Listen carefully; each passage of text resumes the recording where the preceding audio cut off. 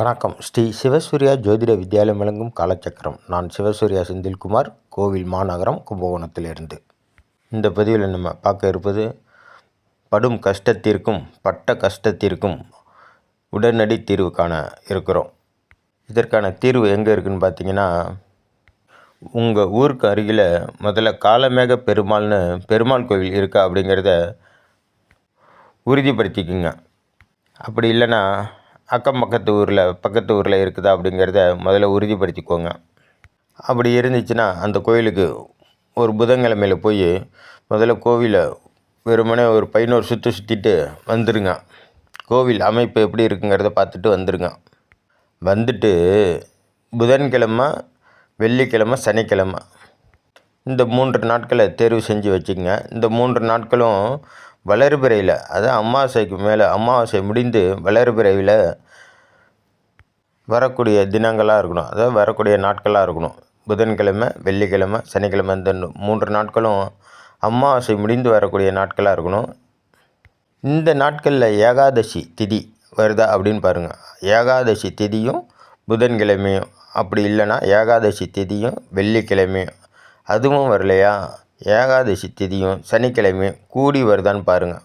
இது 3 கூடி வந்தால் உங்களுக்கு கோடி நன்மை சேரப்போகுதுன்னு அர்த்தம். அந்த மாதிரி எந்த நாளில் வருதோ, உதாரணத்துக்கு புதன்கிழமையில் வருது அப்படின்னு வச்சுக்குவோம். புதன்கிழமையும் ஏகாதசி திதியும் சேர்ந்து வந்துச்சு அப்படின்னா, புதன்கிழமையில் புதன் ஹோரையில் நீங்கள் அந்த கோயிலுக்கு போங்க. அதாவது காலமேக பெருமாள் கோயிலுக்கு போங்க. போய் அங்கே உள்ள ஆஞ்சநேயருக்கு வெற்றிலை உங்களுக்கு வெற்றி வேணும்னா வெற்றிலை மாலை அவருக்கு போட்டு 54 வெற்றிலை மாலையாக கொத்து அவருக்கு போட்டு விட்டு அவர்கிட்ட நல்லா பிரார்த்தனை பண்ணிக்கோங்க. நேராக கருடாழ்வார்கிட்ட வாங்க, கருட மந்திரம் உச்சரிங்க, அவர்கிட்டையும் நல்லா பிரார்த்தனை பண்ணிக்கோங்க.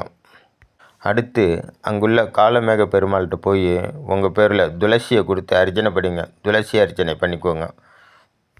துளசி அர்ச்சனை முடிச்சுக்கிட்டு அங்கே உள்ள தாயாருக்கு சுத்தமான குங்குமம், அதாவது மஞ்சள் குங்குமம் வாங்கிட்டு போய் உங்கள் பேரில் அர்ச்சனை பண்ணிக்கோங்க. தாயார்கிட்டையும் வந்துட்டு கோவிலை வலம் வந்து வீட்டுக்கு போயிடுங்க. இந்த மாதிரி 3 முறை செய்யுங்க. ஒவ்வொரு முறை நீங்கள் போயிட்டு வரும்போதும் மலை போல் வர்ற கஷ்டம்லாம் பனி போல் உருகிறத நீங்கள் உணரலாம். நீங்கள் இந்த காலமேக பெருமாளை வழிபட உங்களோட வலிகள் கொஞ்சம் கொஞ்சமாக குறைஞ்சிக்கிட்டே வர்றதை கண்டிப்பாக நீங்கள் உணர முடியும். உங்களுடைய கஷ்ட காலத்தை வசந்த காலமாக ஆக்கி உங்களோட காலத்தை மேகமாய் நின்று காப்பவர் அந்த காலமேக பெருமாள். அவரை தொடர்ந்து வழிபட உங்களோட வாழ்க்கை வசந்தமாகிறத நீங்கள் உணரலாம். உங்களுடைய காலத்தை அவர் மேகமாய் நின்று காப்பதை நீங்கள் உணரலாம். காலமேக பெருமாளை வழிபடுங்கள். உங்கள் வாழ்க்கையில் வசந்தத்தை வரவழையுங்கள். காலமேக பெருமாளை வழிபடுங்கள். தொடர்ந்து வாழ்க்கையில் வளம் பெறுங்கள். நன்றி, வணக்கம். நல்லதே நடக்கும்.